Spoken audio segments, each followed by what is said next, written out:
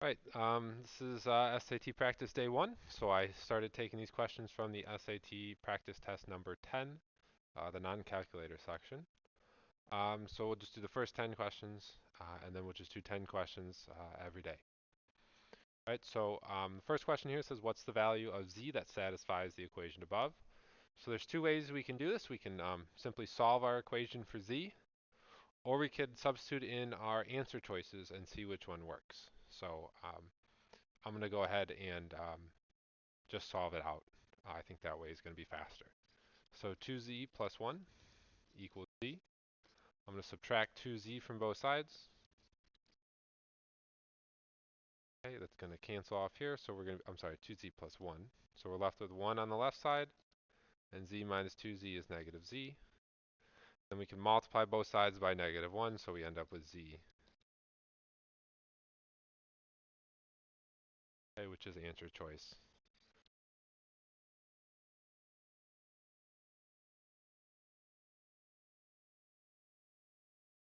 Number 2.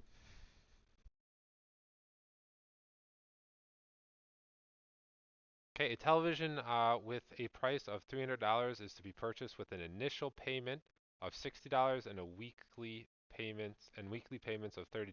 Which of the following equations can be used to find the number of weekly payments W required to complete the purchase, assuming there are no taxes or fees?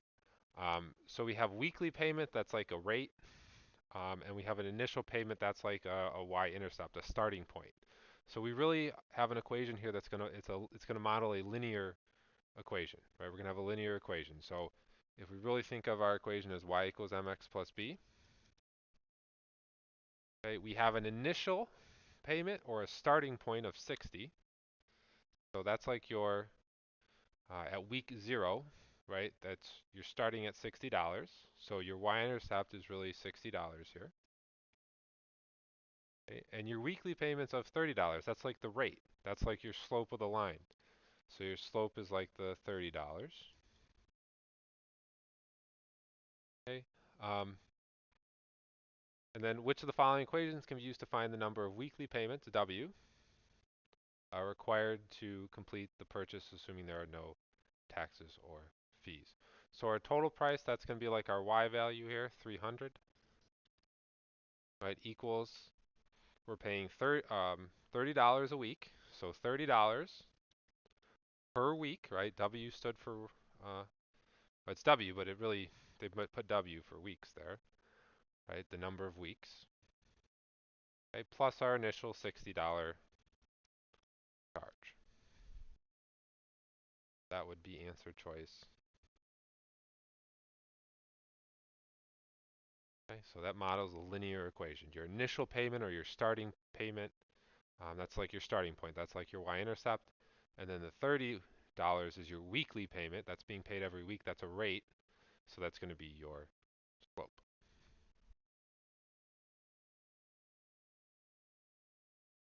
Number 3. Okay, the table above shows shipping charges for an online retailer that sells sporting goods. There is a linear relationship. So if it's linear again, think y equals mx plus b. If there's is a linear relationship between the shipping charge and the weight of the merchandise. Which function can be used to determine the total shipping charge in dollars for an order with a merchandise weight of X pounds? So the first thing we need to do here is find the slope.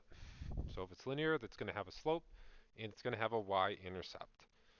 So um, pull up a calculator here. Change in y over change in x. So our x is going to stand for the merchandise weight in pounds. Okay, merchandise weight here in pounds.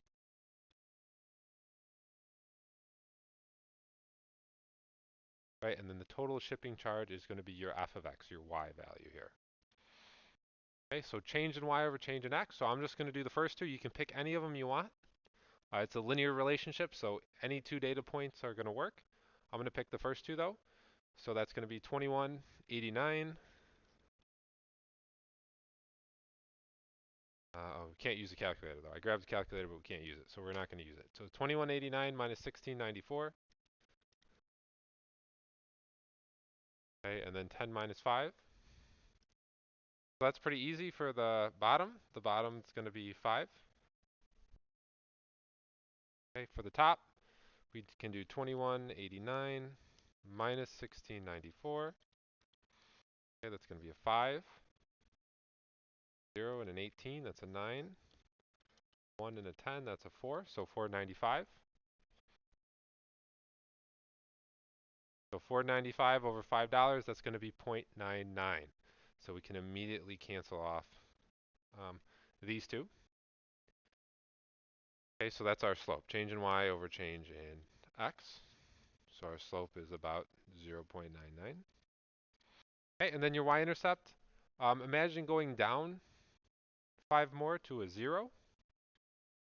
Well, if we go down the same amount here, so we're going down 495, go down 495 more, are you going to be at 0 or 1199? You're probably going to be around 1199. Right, and that is what you're going to be. If you do 2189 minus 495. Sorry, yep, 495. 1199. I'm sorry. It's 1694. Right, it's going to put you at 1199. Number 4.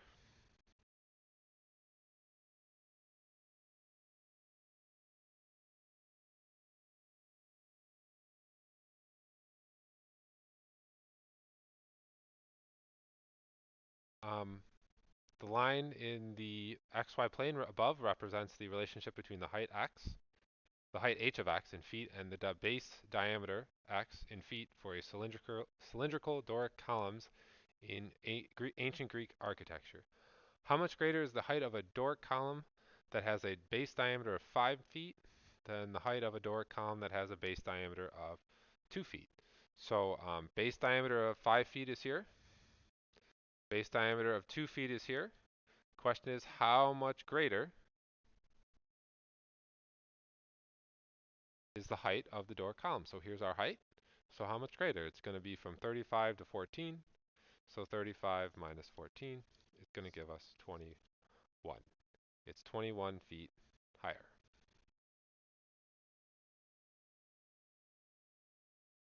Okay, which is C.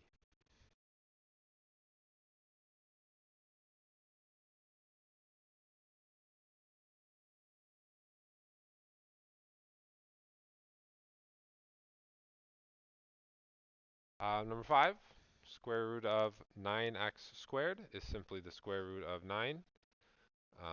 Again, times x squared, and you can really do them separately if you wanted, times square root of x squared, right, which is going to give us 3 times, which is A.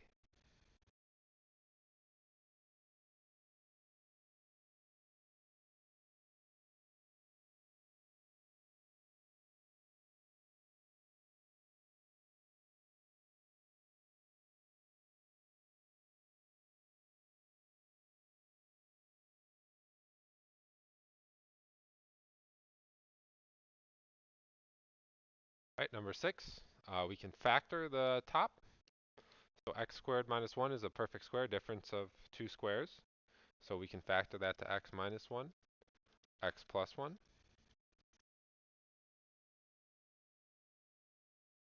Okay, and then those cancel. So then you have x plus 1 equals negative 2. You subtract 1 from both sides, and you get x equals negative 3. Okay, I see it in 2 places too, so I probably also want to check negative 1.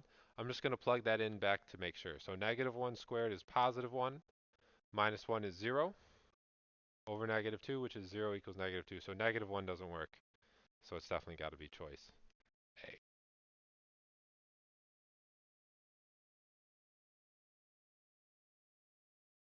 7.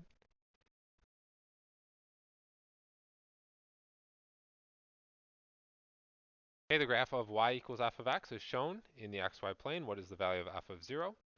So that's f, the value of the function when x is 0. So when x is 0,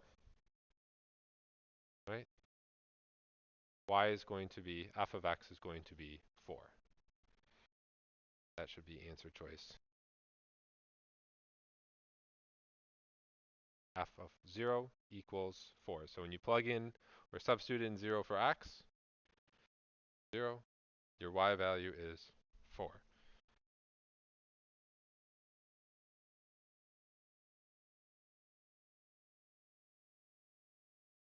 Here's a geometry one. Okay, so in the figure above, point B lies on the segment AD. What is the value of 3x? Well, we know all of these are supplementary because they form a straight line. So we know 90 plus x plus 2x plus 2x equals 180. They add up to a straight line. So 90 plus 5x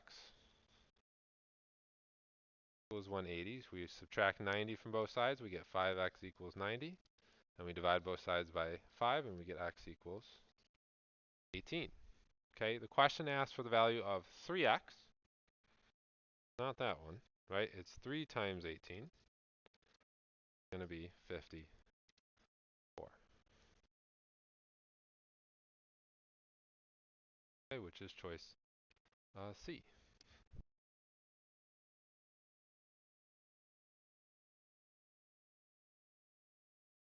All right, number 9, which of the following is an equation of the line in the xy plane? So we have a line.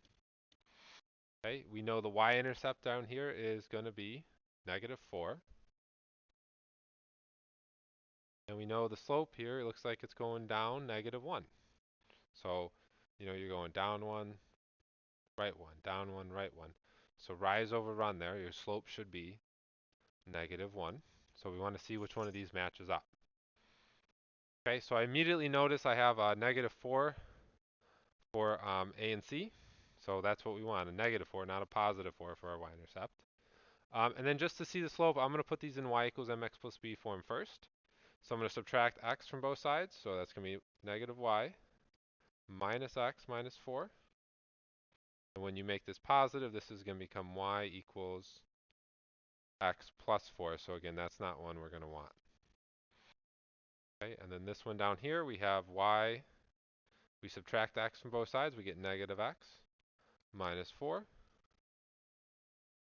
Okay, that looks like the one we're going to want. Answer choice. We have a slope of -1 and a y-intercept of -4. That matches up with x plus y equals -4. And then the last one here.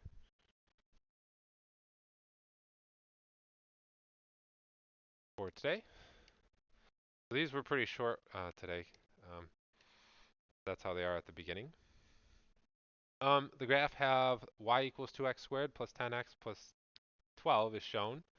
If the graph crosses the y-axis at the point 0k, what is the value of k? Well, we can substitute it in and find out. So we're looking for k is the y value when x is 0. So we're looking for the y value here when x is 0. So we can substitute in 0. So we have y equals 0, right? 10 times 0 is 0 plus 12. So y is going to be equal to. Okay, and that's all I got for you for the 10 questions for today.